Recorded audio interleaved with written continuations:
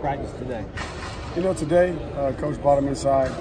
Didn't start with the same energy we had, but overall, man, these guys have been working hard and picked up.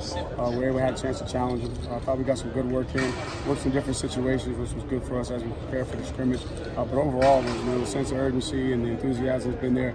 Today got off to a little bit slow start, but again, we're about a weekend, and this is an opportunity for us to test them mentally to see where we're at. What are you really hoping to see in the scrimmage tomorrow?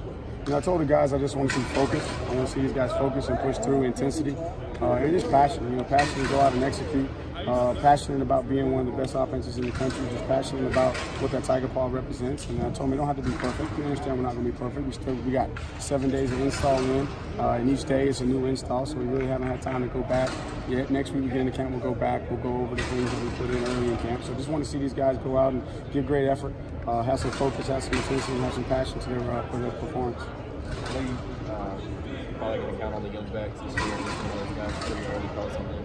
Man, I've been very impressed. They're both very, very competitive. The way the recruiting process is, you don't get to go to as many practices as you want. You only get to go see them play one time or 2 times, and so it's hard to assess that. But both of them are highly competitive. They take pride in their work. They both learn well. They're picking up the system. I've been impressed with their willingness to pass protect. I think both of them are very, very athletic. They both run well. They catch the ball well. So the things that I saw initially that drew me to them, were validated. But the things that I didn't know, that until you get them into our environment, how they're going to respond to the competition, how they're going to respond to the physicality. I've been impressed. How are they different, and how might one be able to help you this year or they complement each other very, very well. I think we all know Chez is the bigger guy. He's got good, really, really good straight line speed. He doesn't mess around. He's a one-cut guy. Understands that no cut is the best cut. Where Mikey is an elusive guy that catches the ball extremely well. Probably has the best ball skills of anybody I've ever had. Here at Clemson. So I think they're going to complement each other that way. But Chez catches the ball well also. So it's going to be fun to see how they mature. The biggest thing is by the time we get to the middle of next week, just knowing which one has a better feel for the pass protection. Right now it's swimming, and we're getting challenged with some things that even Travis has to ask a couple questions. Like, Coach, what do I have right here? So it's been good. Speaking of Travis, what's it been like for him? I know he came in, he lost a little bit of weight, and what's he look like for him too? Oh man, Travis to me has a renewed sense of urgency. I think that Travis is such a good young man that he doesn't want to ruffle any feathers. He doesn't want to step on anybody's toes. And, I think that for the most part he kind of just played the background. He let Adam Choice be the leader of the group, and then when Taven was here, he was going to let Taven assert that role. But now that Taven's gone, I mean, he's really embraced his role as a leader, and just the way he's come in every single day, I've just seen a renewed sense of urgency and a more consistency in his mindset that every day is and he says it this way, he said today's a good day to have a great day, where it used to be with Travis, what kind of day are we going to have, Travis? And some days it'd be it's going to be a good day. Some days it'd be a great day, but now every day he wants to come in with a mindset of really taking advantage of his opportunity. He's really embracing the fact that he's a role model to these young backs, and Travis is the kind of guy, he doesn't like the spotlight, he doesn't like the limelight, he doesn't like all the stuff that comes with his success. But now I think he's really embracing it and understands the responsibility, and he's responding the right way. Yeah, I was going to ask, how is he handling all the Heisman talk and all that stuff? We don't have that conversation because we understand in our room that it's not about anyone, it's about the position, and there's a standard, and he understands too that it's right now it's talking season. Right? We're not worried about what people are saying right now. If he wants to be in that conversation, then he better go perform, throughout prime time and the championship phase of our season if he really wants to be in that conversation. Chris, when you're talking about the freshman backs, they're going to catch the ball out of the backfield, both have good hands. Would you say both are slower than maybe Travis and Lindsay were as freshmen in that regard? Lindsay catches the ball very well, so I'd say they're very comparable to Lindsay. Like I said, I think Mikey's got the most natural ball skills of any guy that I've had, including Ellington. It's just easy for him. You can see it. And Chez is very natural too. But you can tell Chez probably hasn't had as much experience catching the ball because of the style of play with his high school offense. But both of those guys are definitely ahead of Travis. I think we all know they're ahead of Travis, and that's something else that Travis has really embraced. Is if he's going to be what he's capable of at the next level, or what he wants to be at the next level, he's got to become a quote-unquote third down type of guy from a pass protection standpoint, and then also from a pass receiving standpoint. Mikey, you mentioned very high praise for him as far as pass catching. Is that something you saw coming in? Oh yeah, yeah. How would you describe it? And Mikey, and what really sold me on Mikey is watching him play basketball. You know, obviously coming from where he came from, and I told him honestly in the recruiting process, dude, you got to help me because it's hard to evaluate, you know, because you may not be, you know, on the same playing field as some of the other guys because of the level of competition. But I always knew, and I had him in camp since he was in 8th grade, so I've always seen the ball skills. And you watch him play basketball, you see how athletic he is and how he can play above the rim. So you knew all those skills were there. The biggest thing that's really, you know, impressed me with Mikey is his toughness. And I got a glimpse of that really watching him play basketball when he was matched up against Josiah that went to Tennessee. And I mean, he's out. He's what, Josiah's 6'6", Mikey's 5'11" at best. And he just battled him. And so I've been really impressed with his toughness, his willingness to put his face in the fan. Both him and Chez have a willingness to pass protect and understand the importance. They just got to get work on their technique.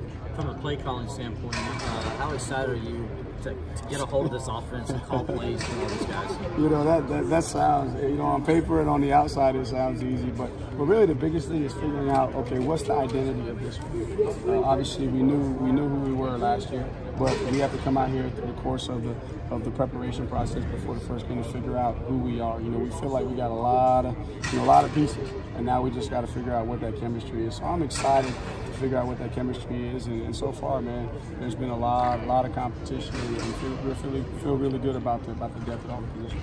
What's your take on saying I know you exited spring, I think saying still good.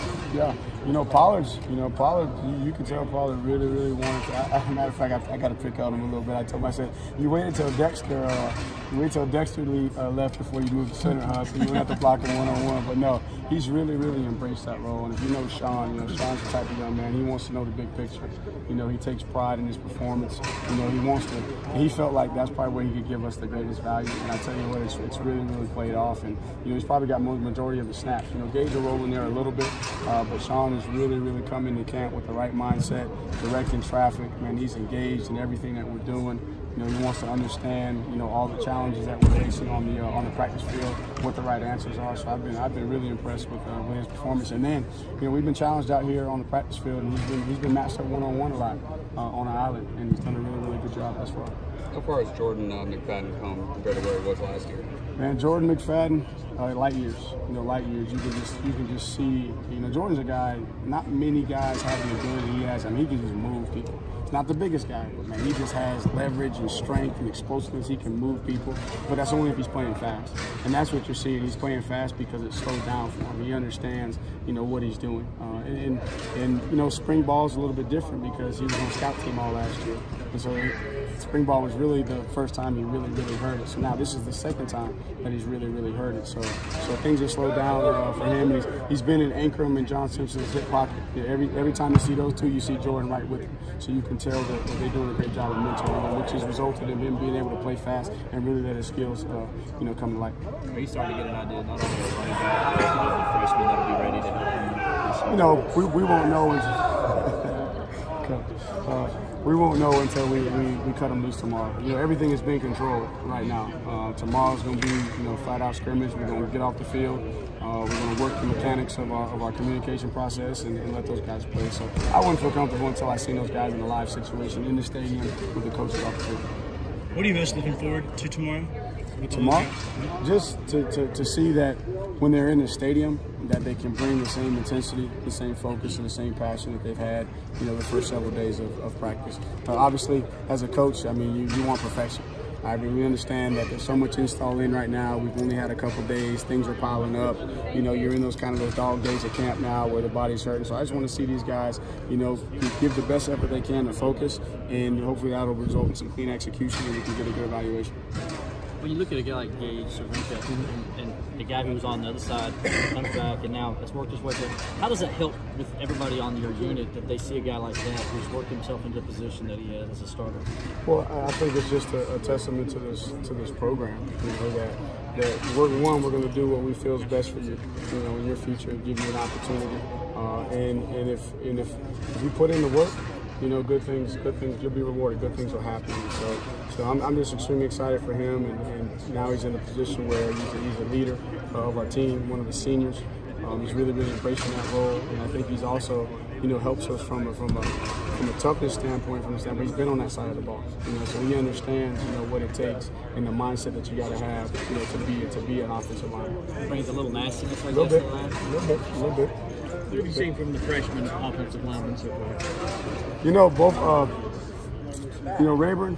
Rayburn. I'm excited about his future. I think he's really dialed in at center right now. You can tell that he gets it. Very athletic. Putnam's just a mauler, man. He loves it. Now, he's a lot like Gage, but he has that mentality. He's nasty. Things are still moving fast, and Caleb's better. He's improved from the spring. I think just still moving a little bit fast. Got him playing a little bit of tackle at times. Trying to figure out where the right spot for it is for him. So I'd probably say it's probably moving the fastest for him. But I like where Rayburn is. I like where Putnam is. And Caleb, I'm encouraged that we're going to get him where he needs to.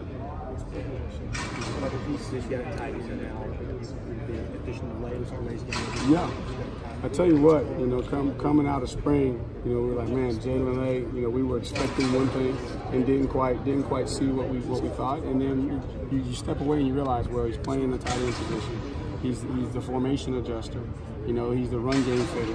He's got to run all the pass routes. And here's a guy that essentially played wide out, and now he's having to be in every aspect of the offense. And so, maybe the expectation was a little bit, unrealistic for a guy coming in the door. But I tell you what, he's put in work, and you're seeing him now. You're seeing that natural skill set. He's catching the ball well. He's moving well. He's fighting. He's tough. You're starting to see those things because the game's a little bit slower because he's worked with Garrett over the summer. He's had JC Chalk, in his ear, and so he's just a lot more confident. And so you're seeing that, and he's a guy that hopefully, get back on the field and get back to working. But I'm encouraged where he is, and I tell you what, JC Chalk, in my opinion, looks like a different person. You can tell that he's really embracing, his role in that room as a leader, and then also he's embracing his opportunity. Davis Allen, a little bit disappointed that it went down right before start of camp because based on the early reports, everything was really encouraging and positive. And we hopefully we'll get him back here the next week or so, see where he's at. And I tell you, Luke Price is another one of those nasty, tough guys that'll give us some flexibility and some different personnel groupings there. And so I'm actually encouraged, coming out of it, where those guys are in the progress, and we just got to keep pushing. Play calling change when you got DeAndre in the slot at 6'4". We're still trying to figure that out. We really haven't gotten into the specifics of game planning yet. We're really just trying to get the offense installed. But I tell you what, if I had to say the guy that stood out the most to me, just all around would be Deondre. Just his confidence level, his performance, the plays that he's making, the catches, his understanding, his flexibility, going from the slot to the boundary, out there to the field. So I've been really pleased and really excited for him. But won't know until we get into the game planning to see. Obviously, we know Renfro was a big part of our full-down package. And then obviously right now with Amari out, we're trying to figure out who that guy is that's similar to Renfro in the skill set and the matchup advantages, but we won't know until we get close to the game. How Frank and Joe, they've been doing good. They've been doing good. They just picked up where they left off, man. In terms of two big guys that can run. I got some wide out in my back. I come out and I look at those guys. We thought we were big back in the day when you had Youngblood, Derek Hamilton, but every one of them 6'5". But those two guys, man, they're fantastic. And they got great work ethic, great work habits. They don't say anything. They just play. Speaking of replacement with Spector. Oh, I tell you what, Spector was challenged, moving from being out in the field into the boundary, and man, he's really responded. And it's kind of like I compare it to. Do you remember how when Mitch came in here and he came in, he had to go against Shaq Ladson and Kevin Dodd and those guys? Well, he's going against Booth. And I haven't seen many freshman corners come in the door like Booth. And so, man, he's getting challenged every single day into the boundary because they're both, running with the groups that they're running with in the match all the time. But I tell you what, he's playing fast, he's competing, and now you're starting to see the game slow down for him too. So I'm really encouraged with where Spector is as well. What is it about Booth that's so different? He's got a good confidence about him. Not cocky at all, but a really good confidence about him. And you can tell, man, he's a football player, very instinctual, smart. You can tell that he's a master of his craft. you know, at a young age, he's a craftsman. And that's what makes him special. And then obviously he's long, he has all the athleticism, but you can tell mentally, you know, he's in a different ballpark.